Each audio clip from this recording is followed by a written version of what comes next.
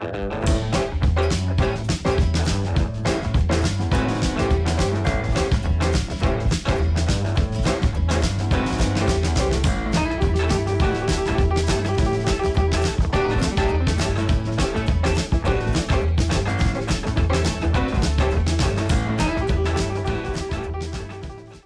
and welcome to the 4th episode of The Prop House and the 2nd episode of the Trader Sam's Dining Room Makeover series. That's a long name, I should shorten that.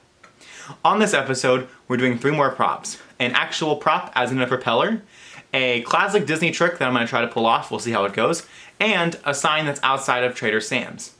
Now I realized that in the last episode I really didn't go over what Trader Sam's is enough with photos so you can kind of get an idea of what I'm trying to recreate here. So in this episode I will do that too, and get you a better idea of what I'm aiming for. So I'm gonna stop blabbering because I'll go on forever. Let's get started. So let's start on the background of Trader Sam's. Trader Sam's Grotto, which is the one in Disney World, opened in 2015 at the Polynesian Resort, and it's a very cramped space with a lot happening around you.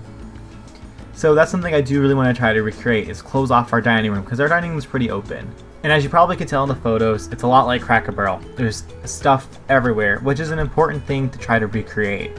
One of the last things you guys should know before I move on is about these fake windows. They're iconic to the place. They're these fake windows that the volcanoes blow up and stuff.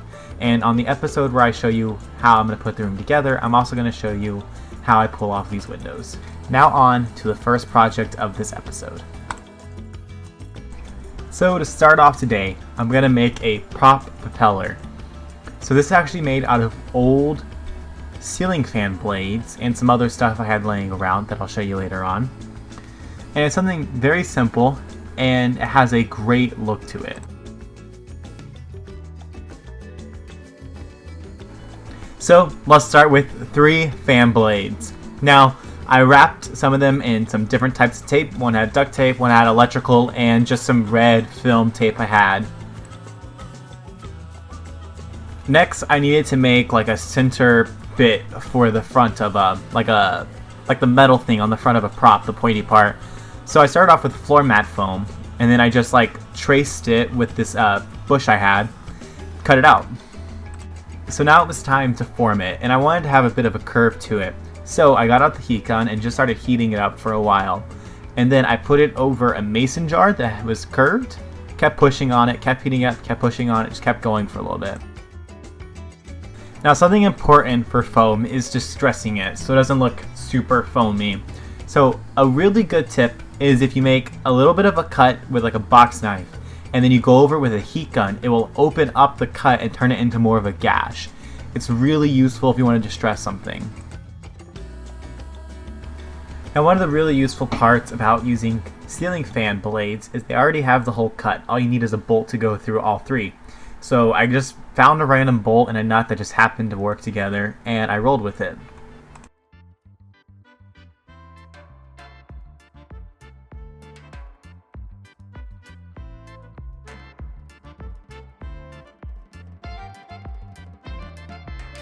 Now it was time to start decorating. So I put the foam bit over direct middle, and I started wrapping this string around it to make it look like it's been haphazardly put together.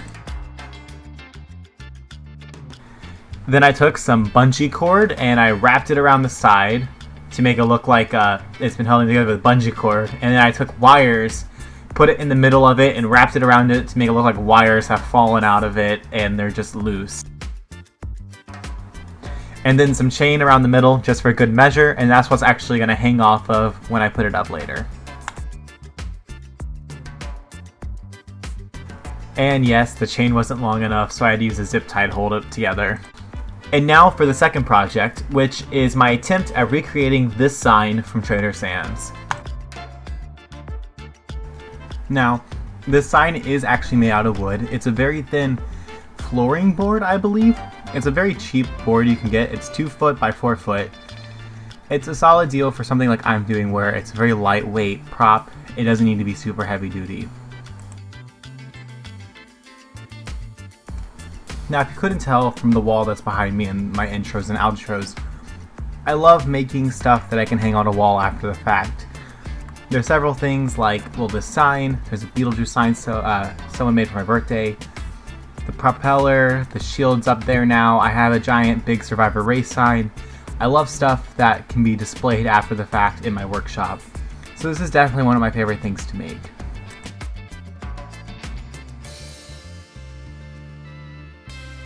And now it was time to cut. Now since this is such a weird shape, since it has those kind of curves and twists and turns, I used this jigsaw. I'm actually okay with the jigsaw. I'm still very much learning my skill with that, but I always like to use it because it's something that I would really like to get better at.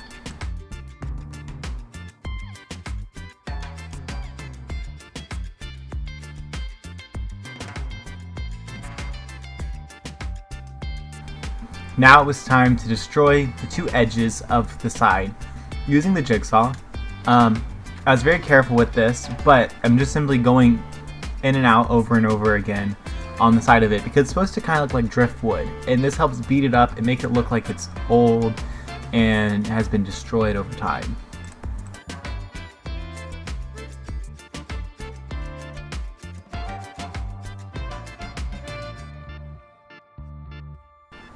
Now it's time for everyone's favorite time, rotary tool time. I used it to clean up all the edges of it and make the edges smooth and not sharp and painful.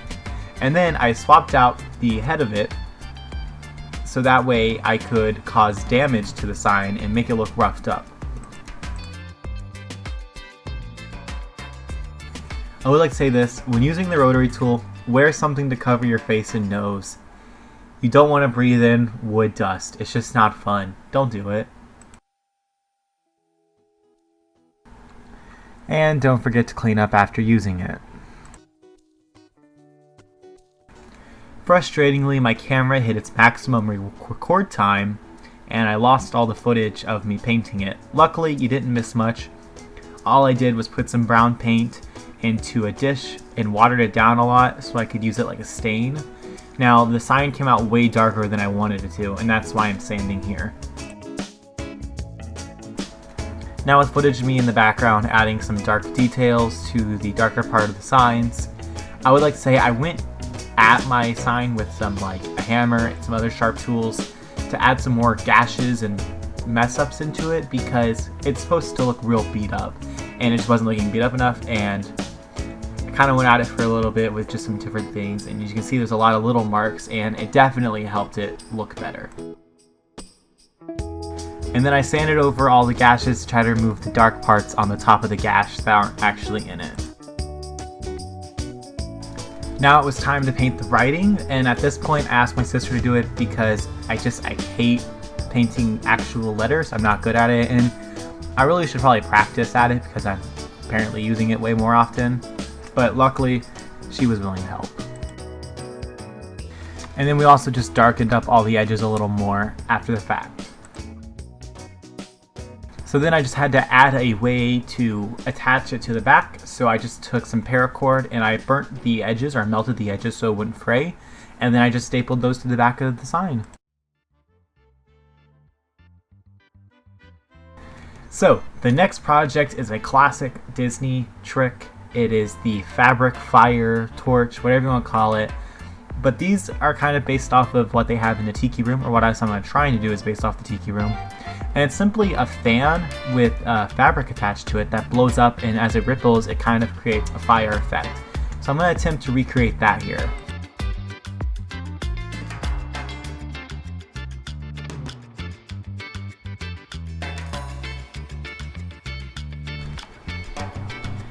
So I started off by breaking the little circular thing that holds together the metal arms of the lampshade together, and then bending them back to act as a table for the fan.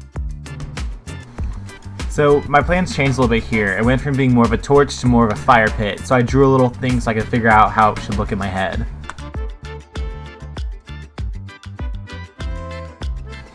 So it needed legs. So I started out sketching a general shape. I wanted some nice curves to it. I thought that might work with the kind of Polynesian theme, and just started drawing it out on a piece of plywood so then I could cut it out. So this was actually kind of an annoying piece to cut out just because of how tight some of the curves were. But I did eventually get it, and I got it. as you can see, I kind of went with like a wave shape was kind of the idea. And I'm actually really happy with how these legs came out. And then from there, I just traced 2 more and then just cut them out. So as you probably can guess, they all weren't perfect. So I put them all together and I used 2 clamps to hold them tight. And then from there, I used the orbiter sander and I smoothed out the bottoms and the sides. That way they matched fairly closely.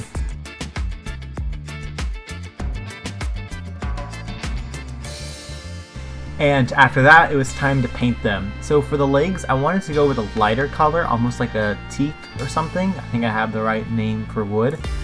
And for the lampshade, I wanted it to be like rock. So I mixed a jet black paint with a silver metallic, trying to get like a rock look out of it. The black ended up drowning the gray metallic out completely, but I used my brush to dab it on, which created a nice texture.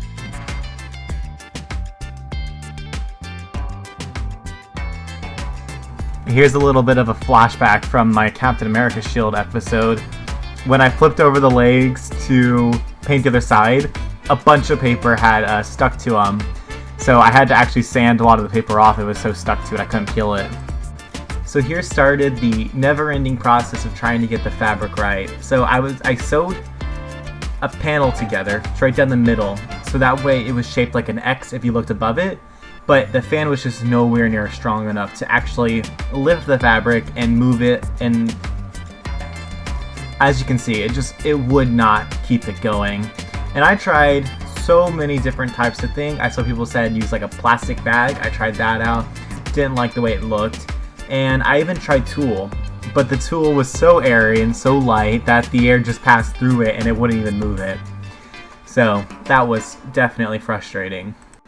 So out of frustration, I decided to just put the legs on because I knew I could do that simply, and then I'll come back to the fire. You can see my attempt on the plastic bag here, and although I did like parts of it, it just did not look right in my opinion. And eventually I got this. Now, at this point, I was so frustrated. I'm still not completely happy with how this came out. I think to the end, the mix of fan and fabric are just not right. The fan's not powerful enough and the fabric's a little too heavy and not airy enough. So it's good enough and I just had to move on. And this is definitely something I would like to come back to and fix one day.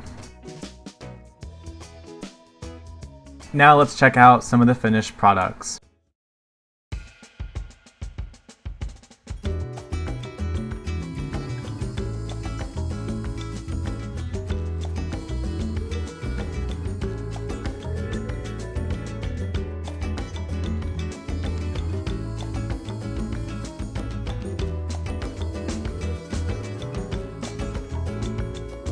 Well, that's another episode in the books. And I'm pretty happy with how all these props came out in the end. I think the fire pit could have been a bit better with the actual fire, but the fan just wasn't strong enough for it in the end. So you work with what you have. Well, I know there will definitely be one more episode of this series. There might be 2. Can't wait to get to them. Thanks for watching.